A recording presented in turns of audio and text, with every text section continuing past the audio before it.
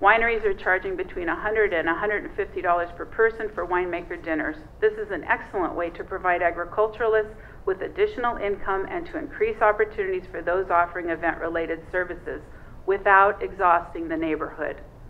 This would be an expansion over what is allowed today. Furthermore, events relating to the on-site Ag Like a Harvest Festival will be allowed 6 times per year for up to 300 people with an over-the-counter permit that costs $89 and which took me personally half an hour. Compare this to the winery ordinance that requires an expensive minor use permit for 6 events of only 80 people. A large income producing opportunity. This will be a vast improvement over what is allowed today and an entirely new business opportunity for event service businesses. The proposal will allow you to host nonprofit event, an educational event, or a political event with no permit, and it will allow the nonprofits to charge admission. To do that today, you would need a minor use permit. This proposal will improve upon the current situation in many important ways, but it will not do everything for everyone. Some want to allow large-scale commercial weddings or commercial uses in the form of event businesses on any ag and rural site without the protections that are found in the Home Occupations Code. First of all, this defeats the goal of driving event dollars to our real agriculturalists. But to deconstruct the request, please understand they want high-impact businesses in ag and rural areas, which would require us to abandon our commitment to preserve ag lands, and it would erase Ag Policy 6. It would expand the number of trips allowed under the Home Occupations Code from 10 to 100 or more, with an unlimited number of sites. It would be contrary to a sustainable tourism industry and likely to exhaust the thing that tourists come to enjoy. This would be short-sighted. Keep in mind the proposal doesn't prohibit large events, even weddings. It just directs them to appropriate venues. Concerts in the plaza belong downtown. Conventions belong at the Madonna Expo Center. The Renaissance Fair belongs in El Chorro Park. Large commercial weddings are appropriate where there are facilities and parking, like our ag historic venues and wineries, and that's where they would be allowed under this proposal. It is not a question of whether large commercial events will be allowed, but where. The proposal also provides for improved enforcement capability. Please ask me how. How does this proposal affect urban areas in your chamber? It won't affect anything in the city limits, but it does have a large impact on your business, on tourism, on the environment, and on the rural character of the county. We all agree that tourism is important and desirable, but local tourism experts tell us to be mindful that tourism doesn't overwhelm the rural character that people come to experience, nor detract from the vibrant and busy downtown that draws tourists to your businesses. The rapid increase in the number of wineries after the adoption of the winery ordinance is instructive. We had about 75 when the ordinance was adopted 9 years ago. Now we have more than 400 licenses. This is an indication of what is to come when ag tourism is made easier. That is not a reason to oppose the new opportunities, but it's something we should be thoughtful about and plan for. Allowing commercial uses unrelated to agriculture detracts from and competes with similar businesses in urban areas. Remember, this is the first in a series of ag tourism proposals, and the other subjects will address things like restaurants, hotels, recreation, and the principles we adopt here will be applied there.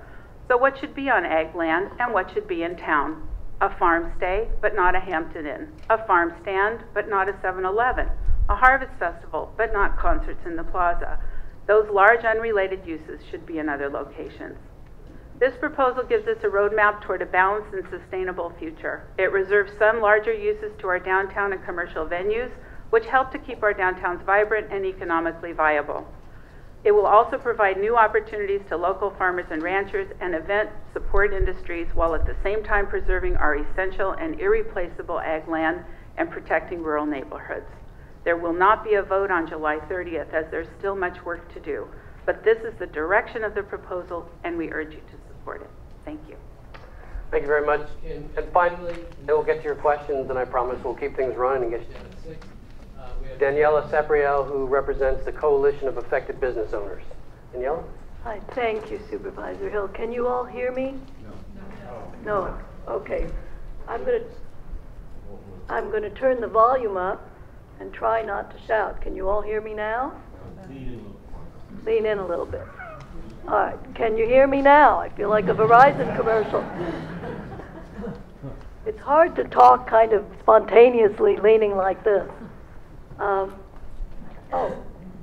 thank you. All right, is that better? All right, thank you. Okay, now I turn that one off. All right, thank you very much. I really appreciate this opportunity here. Well, we've heard 4 people explain the background and how we got here, and I'm sure that you all understand it just perfectly.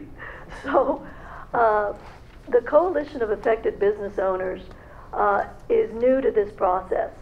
So we haven't been involved since 2004 or 5 or 6 or 7 or 8. And that's good and bad. The bad news is you can't ask me what did Ag Draft number 875 in 2006 say, because I probably won't be able to tell you. But you can ask any one of these people and they probably will. However, the good news is that we really did come to this with new eyes.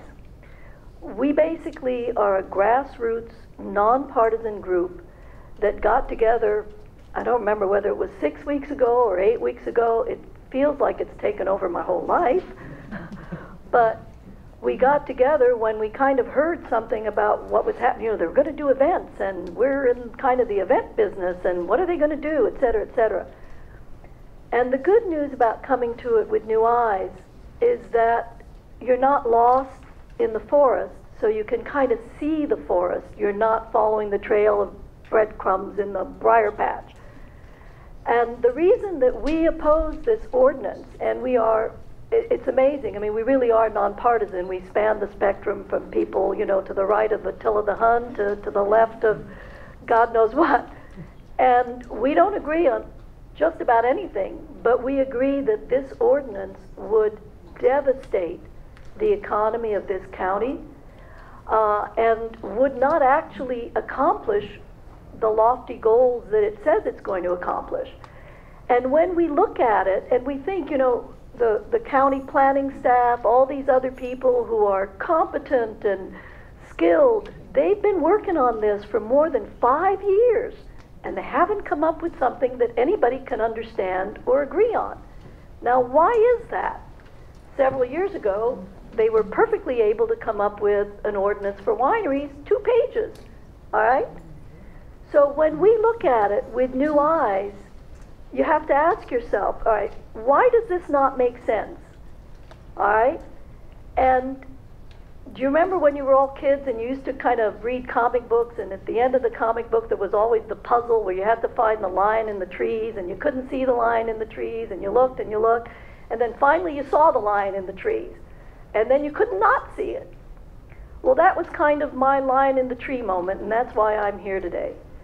The reason this ordinance doesn't make sense, the reason it's complicated, the reason that nobody can really agree on anything, is that it actually very accurately reflects the distortion in the process between the original legislative intent, where the Board of Supervisors tasked the Planning Commission to come up with an ordinance that would make it simpler for actually one landowner to hold 3,000 people events on his ag land. And then there was the subsidiary ag tourism thing of promoting the flexibility of the landowner to expand their economic base. That was the legislative intent. And if you look back from new eyes at all of these various drafts and stuff, you see that that's kind of what happened for the first 2 years. That's what they worked on. It's kind of like the Planning Commission. The Board of Supervisors tasked them with building a bridge, and they started to build a bridge. And then what you see is that somewhere in this process, just around 2007, 2008, when a certain group got involved pretty heavily in the planning process, all of a sudden the plans for building the bridge got turned into the plans for a wall.